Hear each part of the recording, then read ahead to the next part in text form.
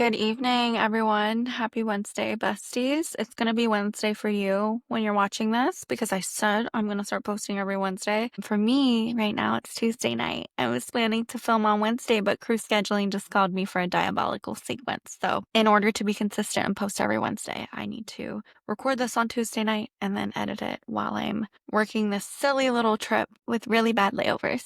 I am here with my sleepy time tea. It is past my bedtime. It's 7:45 p.m. I have been going to bed so early recently and I feel so good. I have some vanilla sleepy time tea. I love this tea. It's the best tea ever. And I also just had a cup of hot chocolate. It was so good. And I make it with organic cacao. It's completely unsweetened cacao, so you can make it as sweet as you want. So I make mine kind of bitter and it's so delicious and it's really good for you. Cacao is really good for you. Try it, please. It's also so good for your mental health, your anxiety. Like when you have cacao consistently in your system, you will feel the positive vibes. I promise you. I promise you that. So this evening, I was going to make this podcast episode a Q&A. And then I was like, boring, boring. A Q&A, really, girl? I just started being like, I should just do a Q&A at the end of my episodes.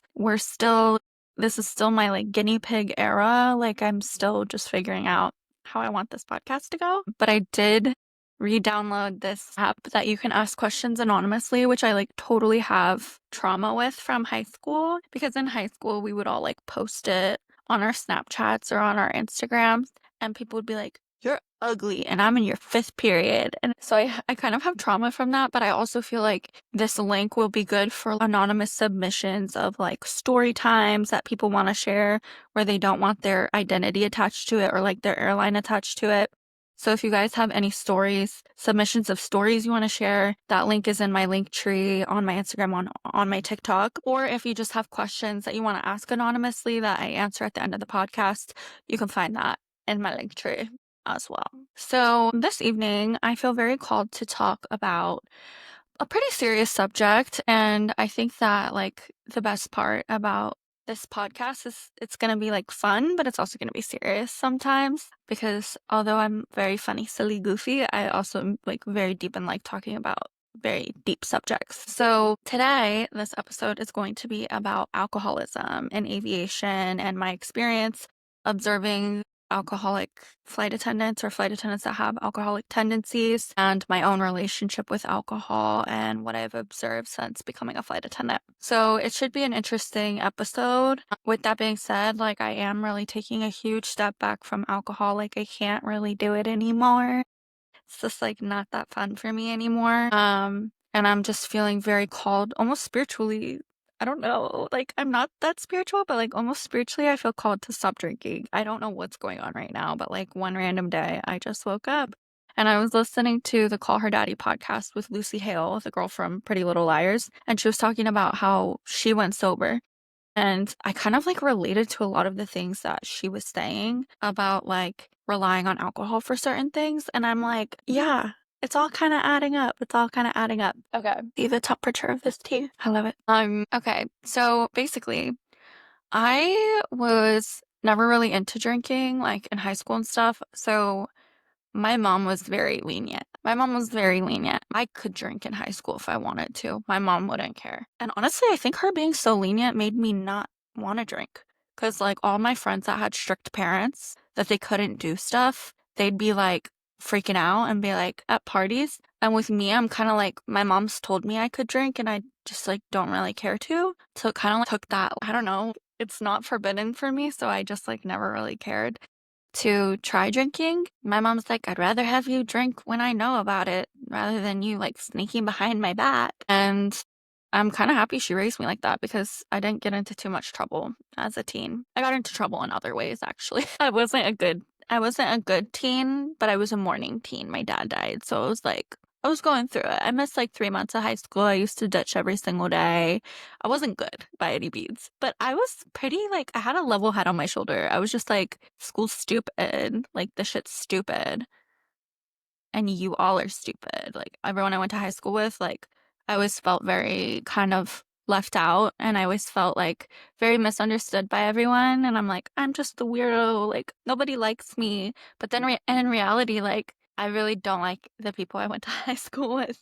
So I'm like, now I look at them and I'm like, oh, it makes sense, like why we're different, in a way where y'all are just kind of judgy and close-minded, and like I've just always been different than them. I don't know. So yeah, I was never really into drinking, even though I would had the ability to. And I went to community college for a year in Santa Barbara. I moved away. I was like dying. I was itching. I was dying to get out of my hometown. I took the money I saved and I moved like 6 hours away driving to Santa Barbara, California. I'm originally from Northern California. And I moved to Santa Barbara, went to a community college there, and I like went to college for like a year, and then I ended up going to beauty school over there because I was like, I hate school so much. Like, I hate math. I'm never going to be able to pass it. I'm going to jump out of this window.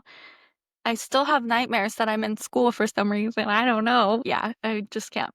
So, yeah, I had a boyfriend. I had a serious boyfriend that I really liked. Never really drank. Like, even though I could, I never really drank. Like, I just didn't like it. And when my friends did want to have like a wine night, I would get like Moscato, which is, if you know what Moscato is, it's the most apple juice tasting ass, like high fructose corn syrup ass wine that like doesn't even taste like alcohol. So yeah, in those experiences, never really drank, never really cared for it, just didn't think it was yummy, didn't care about being drunk. Then I went to Italy. Yeah. Then I did a work exchange in Italy. I did a work exchange in Italy because my boyfriend broke up with me.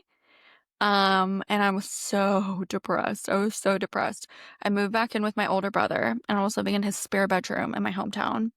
And I just was like working a serving job, and I was like, I hate my life. I hate my life so much. Like, I hate it. And for a while, I just like felt like life was so meaningless and I was so heartbroken. And so finally, one day I woke up and I was like, I can't keep being depressed. So I looked into work exchanges and I basically quickly booked a work exchange in Rome, Italy, met them on Zoom, and bought my ticket to Italy. And then I was doing a work exchange at a hostel. So I worked in exchange for my food and my housing. So I stayed at the hostel and I worked there like 3 days a week and got 4 days a week off to be able to travel through Italy. And this was very amazing for me because it really taught me that like I'm powerful and I'm a strong woman and I'm independent and I can do anything I set my mind to. Because for the longest time I was like, oh, I need a guy to, travel or do these things with. And then finally I was like, fuck that. I'm gonna do it myself. So I went to Italy. And let's just say there wasn't a whole lot of sightseeing being done there. I was in such a beautiful place. I was in Rome and I was drunk the entire time. I was drunk the entire time. The Italians ruined me. Yeah, the Italians. It was them. We were partying so hard. We were drinking until 5 o'clock in the morning, had shifts at 8 o'clock in the morning, like crazy. I also started dating one of the bartenders at the hostel I worked at, so I never paid for alcohol with him. He would just serve me nonstop for free. And so obviously, like, I'm newly drinking. I'm like seeing this guy. So I just want to go to the bar every night and party. It was a really fun hostel too. Like they had events every night and like you would meet people from all over the world. And so yeah, it was just really fun to like party, and it was my first time really partying. Yeah. Then I was like, I need to leave here because this is like a black hole. I'm gonna get stuck here. So I left Italy. I did a work exchange in Greece, didn't really drink, and then did like I did like 3 months in Thailand. I stayed with my stepmom and I did 3 months in Thailand and I didn't drink at all.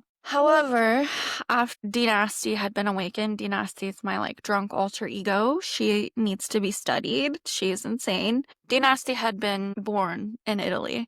And so once I like moved to San Diego, I moved to San Diego after Italy because I had like 2 grand left. I had 2 grand left saved. And I was like, I don't want to stay here. I'm gonna go to San Diego. So I moved in with a random girl from Craigslist in San Diego. And I started making friends. And in San Diego, I'm like 22. I am getting people's numbers to the club, bottle service. I have everything lined up. We're pre-gaming here. We're going to be there.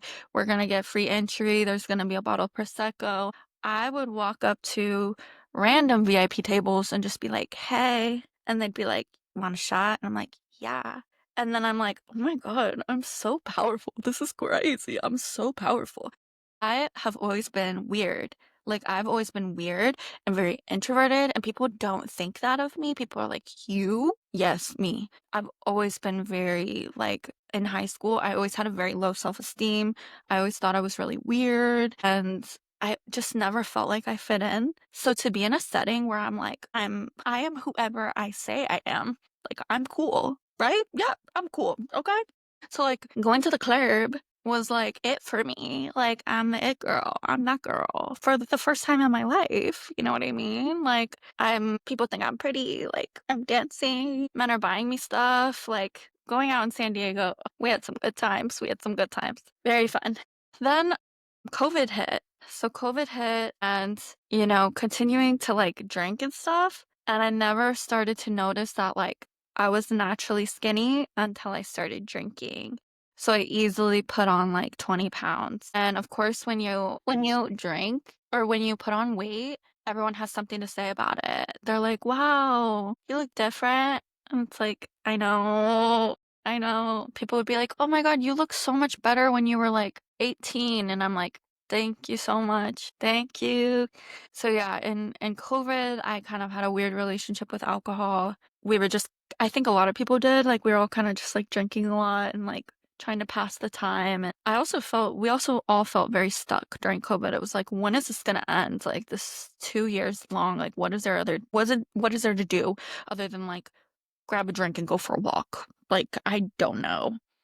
Post COVID, when COVID started to lighten up, I was like really getting over, you know, my life. I just was feeling really pent up. And yeah, I decided to apply to be a flight attendant. During flight attendant training, didn't really drink at all, just a little bit, because like I really needed to focus. I was locked in. But some people were out during flight attendant training when we have like tests the next day and they were all getting messed up, which is so crazy to me. Got hired as a flight attendant. Me and all my friends, half of us got sent to Miami and half of us got sent to Philly, which was the best thing to ever happen. The half of us that got sent to Philly, like we rented out these houses that were all like next to each other. They were these disgusting like rat houses with really cheap rent, but we all like lived across from each other. So it was like 8 of us classmates. There was like, no, it was like 6 of us actually. It was like 3 of us here, 3 of us here, and then there were other flight attendants on the same block. And yeah, we were drunk the entire time. The entire time. We had a fun time. My first year being a flight attendant. It was so much fun. We were dirty little street rats running around in Philly, causing a lot of problems. Very fun. Very fun. No regrets. Loved it. The second year is when I started to be like, okay, this is getting kind of old. Like, going out on layovers is fun, but partying and stuff, like, it's like going out to bars. When you go to layovers, you start to realize that going out and drinking is the same everywhere. There is no curiosity left. Like, it's like going out in LA can feel the same as going out in Denver, and going out there can feel like the same as going out here. It's like all just like clubs and bars. And obviously, like in California, you can meet famous people or whatever. But like for the most part, it felt like this is all the same everywhere. Even in like Puerto Rico, we're just like going to bars and drinking. Here, we're just going to bars and drinking. Here, we're just going to bars and drinking. And it's so normalized for us. Like, it's so normalized for flight attendants to just be like pounding liquor on their layovers, being like, today was such a stressful day. Let's pound some liquor. Let's take shots. And I was like a people pleaser before, so I'd be like, maybe a little one. But now I'm like, no shots. No shots for me. No thanks. Very normal for the whole crew to just want to like drink, you know? And for someone that's trying to pursue a healthier lifestyle, it can be hard to like set those boundaries and be like, no thanks, I don't want to drink, whatever. So then I started to kind of like be like, okay, like this is getting excessive. Especially when you work a job where every day feels like vacation, it's like you need to set boundaries of, am I going to either drink on layovers or am I going to drink at home for pleasure? Can't really do both. So I got this timer on my phone. It's called Days Sense. It's a widget. And I would just like reset the timer every time I drink so I could see how many days I'm going without drinking, because it was getting concerning. I'm like, this isn't healthy. It's not healthy to be drinking and getting messed up multiple nights a week. And yeah, it was fun when I was like 21, 22. But once you hit like 26, that shit gets old. It gets old and it gets harder on your body with time. And some of these flight attendants just drink themselves to oblivion for years until they die. And because it's like so normalized in our industry to just like drink and drink and drink and drink. And like we're all so lonely in a way. And we all kind of like confide into each other for things. But at a certain point, it's just like you have to learn to set boundaries with your crew. Ultimately, because like you don't even really know these people. So like, why are you letting them peer pressure you? I'm kind of talking to myself because like there have been so many times where I wanted to like set boundaries and I let flight attendants like peer pressure me into drinking. And it's just like, I don't want to. I don't want to. There was like one time when I was like really struggling because like for me, I'm the type where like when I drink, I want to party. I want to party. I'm like, let's drink, let's go dancing, let's keep drinking, like, let's have fun. I am the type that, like, I don't want the night to end.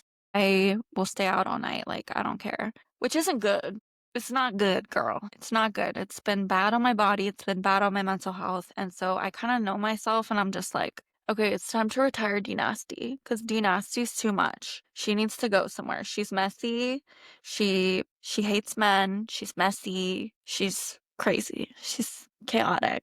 She's not me. She's not me. People say drunk words are sober thoughts. No, that girl's a demon. That is not me. I promise. So I like wanted to start setting boundaries with alcohol. I was kind of like telling my crew's like, oh my God, let's all go to the pool and we can all drink. And I'll be like, oh, I'm kind of not trying to drink right now. This is my issue before is I kept saying like, oh, I'm not trying to drink right now.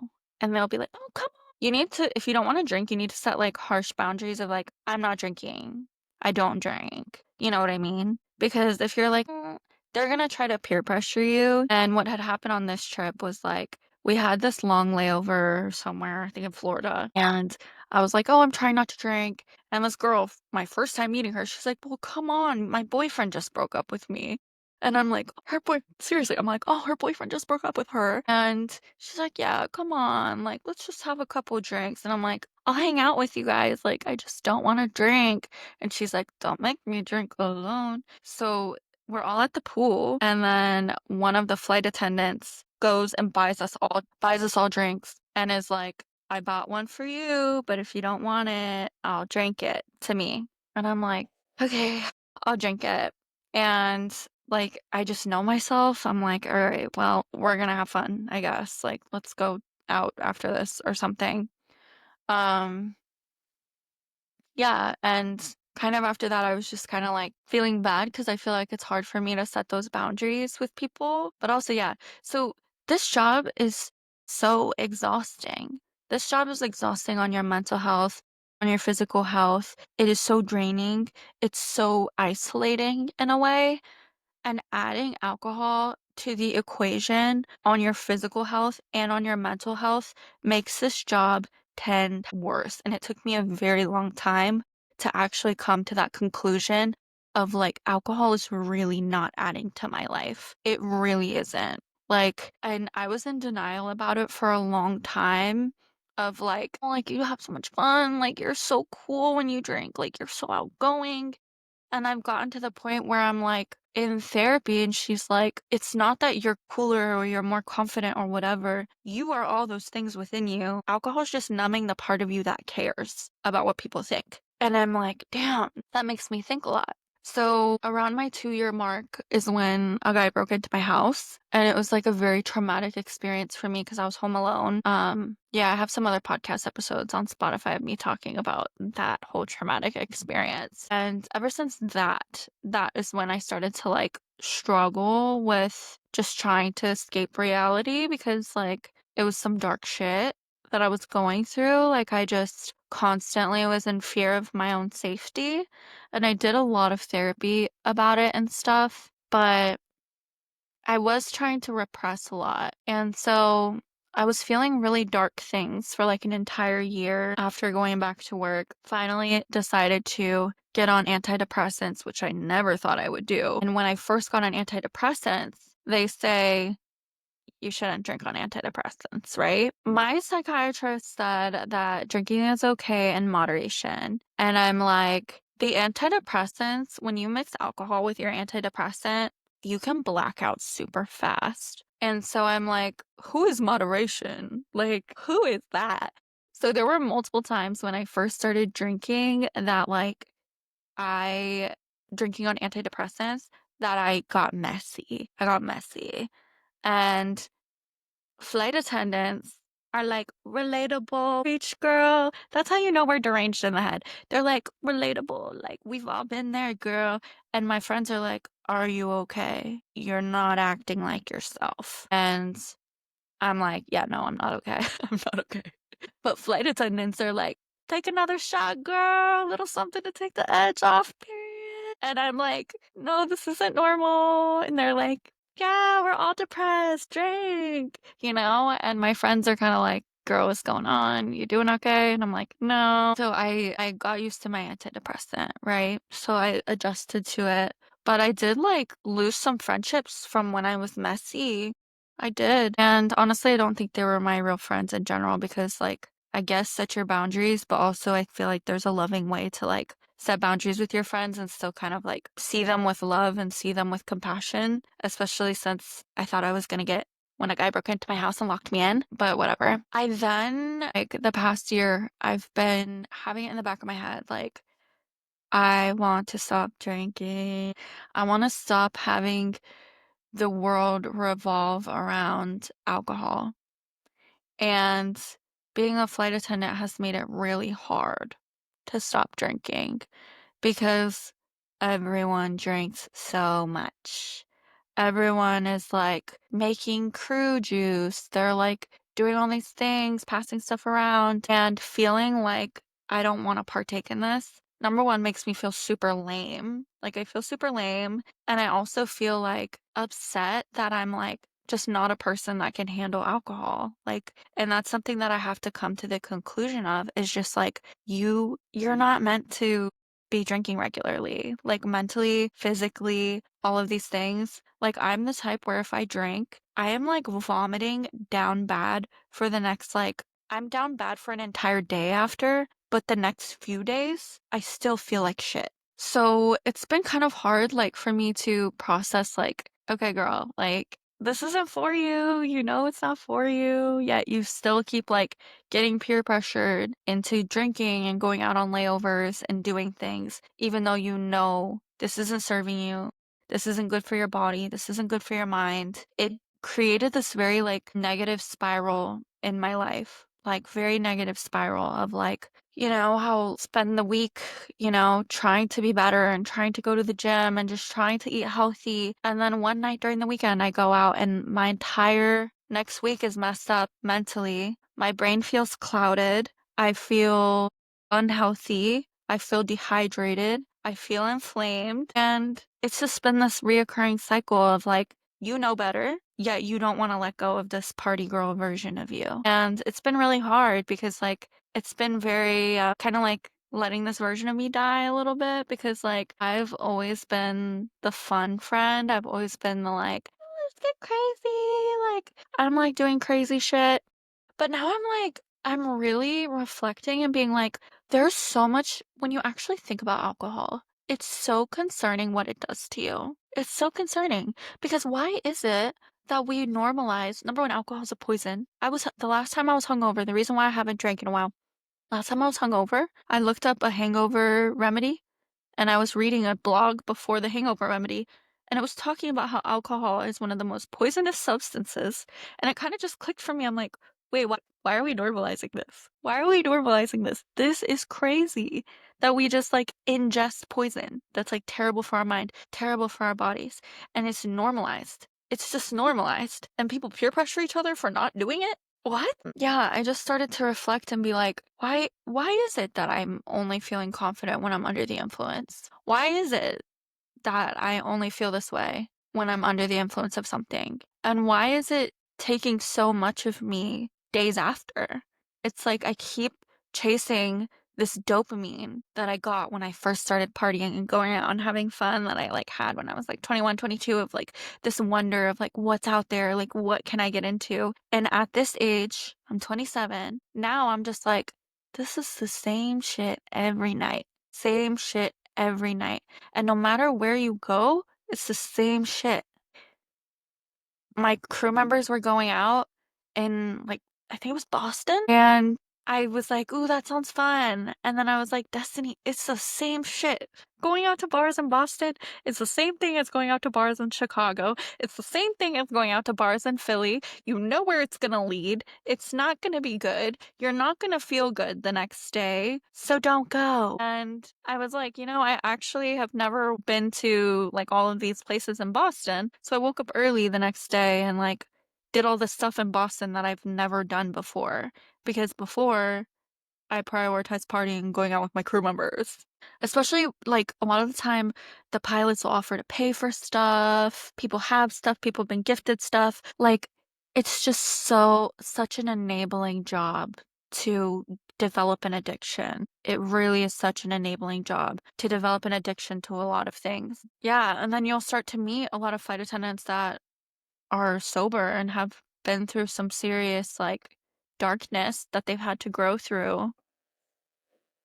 So it's just been like an interesting revelation to me of like what it's done to my physical and mental health.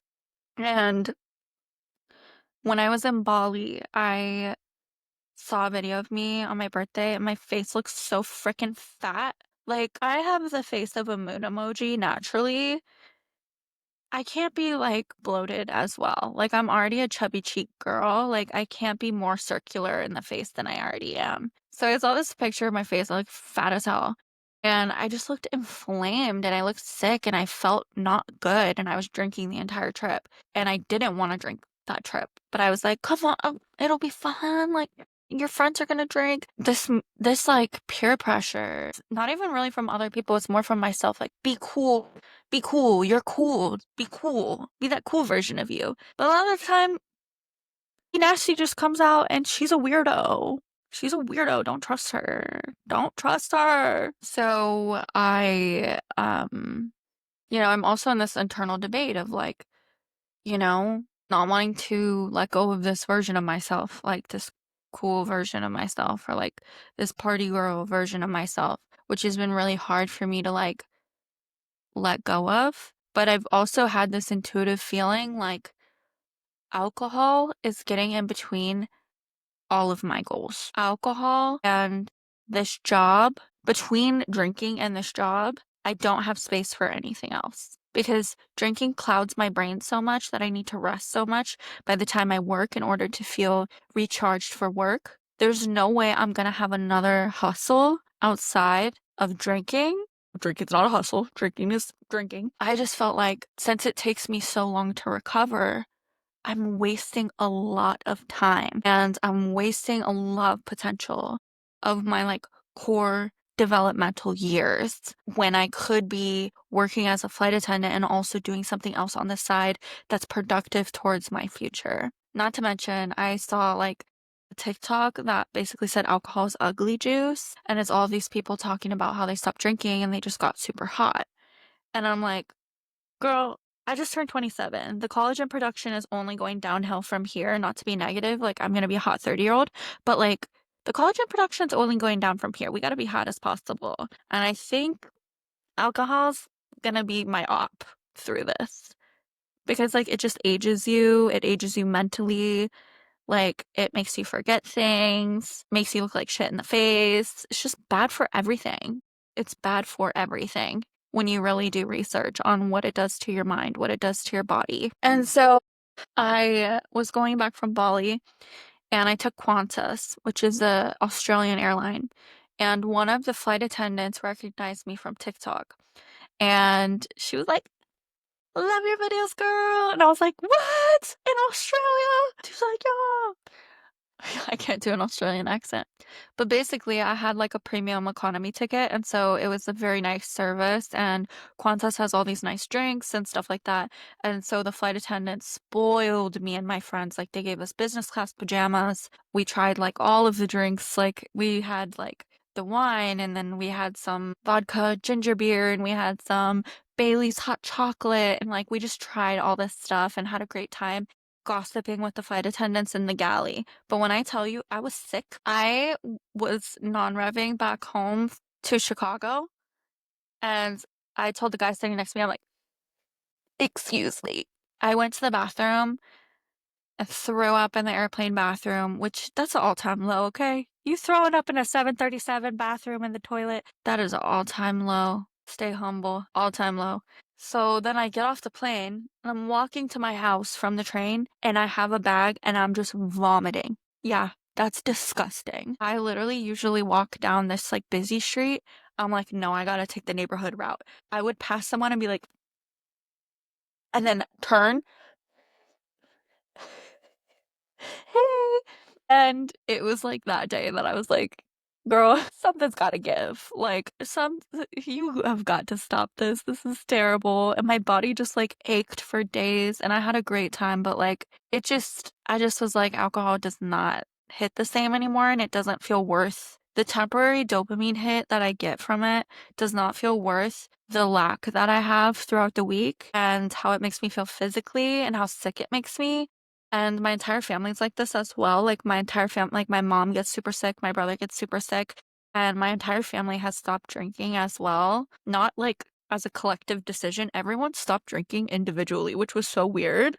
Like one of my brothers is like, I'm gonna stop drinking and go to church. The other brother's like, I'm gonna stop drinking for health reasons. My sister-in-law's like, I want to be a more present mom for my kids. My mom's like, I'm done feeling like shit. Everyone just stop drinking. And then my mom's over here judging me for partying. And my mom's like, like we all stop drinking. Like you should really stop drinking. Like alcohol's really bad for you. And I'm like, okay, I'm the youngest here. Give me some grace. Like your head was probably in a ditch at my age, like drunk, okay? Like give me a break. But also like you right. Like wait, you right. But like no one's gonna tell me anything because you're only gonna like stop when it's time for you to stop, you know? No one's gonna tell me anything. But yeah, there were like multiple instances where I was just like, girl, this is not good. This is not good. And I think it's far too normalized, and I think there's far too much shame around people that want to like set boundaries with alcohol to where they're like, oh, this like people make all these like preconceived things about people who decided to stop alcohol as, oh, they're an addict, oh, they're this, oh, they're that. Like, what if people just want to stop drinking? What if people like and it's quite normal to have an unhealthy relationship with alcohol. It's quite normal. Alcohol is a very addictive substance and it numbs a lot of things for people. And people feel a lot of darkness. And a lot of the people that are the most artistic, creative, amazing, passionate people struggle with addiction in some type of way because it numbs the demons. So don't be judgmental. Don't be saying this person's like this and that. We have to see things with compassion and like be there for each other through these things. But yeah, now I'm like working on doing a 5K. And originally I was like, okay, I'm just going to stop drinking the month of October while I train for the 5K. And I've just been waking up and feeling like, wait, why does everything feel like it's going to be okay? Like, why do I feel like I have more control of my life than I've ever had? What's going on right now? And then I also wake up on days where like I don't feel good and I'm like, imagine being hungover with this shitty feeling that I'm already having. Like I can't imagine adding a hangover to that. I don't know. It's just like this big revelation that I'm going through right now. I've been really like, I don't know. I woke up one random day and I was like, something's got to give. Like I'm repeating these same patterns over and over and over again in so many different ways. Like I, get in these like toxic romances and I revolve my world around it. And then when I realize it's not gonna work, I go out and I party and I do the same shit all the fucking time. And it's like something's gotta give, girl. You're getting old. You turning 27. Like, you gotta get it together. And like this last little breakup thing that I went through, I was like, you know, went to happy hour with my friends and it was this like really intense debate in my head, like, are you gonna drink at this happy hour? You are very sad right now. And I knew in my head, I was like, girl, if you start drinking, like, you are gonna want to go out and party tonight, especially because I got invited to a party also. Like, it was like a Saturday. I had gotten invited to a party. So in my brain, I'm like, I know if I drink here, I'm gonna want to go to this party. And this party is thrown by a flight attendant. We always like drink a lot together, have a lot of liquor. And yeah, I still drank that night. And while I was drinking, I was like, you shouldn't be doing this. You're repeating old patterns, my girl. You are repeating old patterns. And did the same shit that I always do when I'm going through it. Get messed up, sick the next day, feeling like shit about myself the next day, feeling terrible. And that's when I was like, all right, we got to take a step back from this because this is not serving me anymore. Like at all. It's really not serving me anymore. And so I wanted to make this because like part of me feels a lot of shame in feeling this way. I don't know why I feel a lot of shame talking about it or like even feeling like I had an unhealthy relationship, but I do want to share to like make us feel united because I know that there are a lot of flight attendants that are struggling emotionally and mentally with their own things going on in life. And it can feel very isolating when you feel like everyone's just like having a great time partying. There's always something deeper to that when people are drinking so much and partying so much. There's always something deeper to that because it comes to a point where it's just not fun anymore. It's just not fun anymore. If you guys relate to this in any way, you have a friend in me. My heart goes out to you. Please reach out if you need to. If you listened all the way through, thank you so much for listening. It's like uncomfortable talking about these vulnerable topics, but I know that like if you've listened this far and like you're a person that really matters and we like actually really connect emotionally and mentally, we're on the same vibe if you decided to listen this far in and you don't have a goldfish brain that has been ruined by TikTok. But also, I forgot to add on my last podcast, if you enjoy the podcast, if you're on YouTube, please like, comment, subscribe. I feel like a YouTuber. And if you're on Spotify, please rate my podcast. It would mean the world to me. I love you guys so much. Thank you for listening to me. I feel so honored that you are taking your time to listen to me talk. And yeah, it means more than you know. It means the world to me. And I just received a message the other day from a girl named Sydney.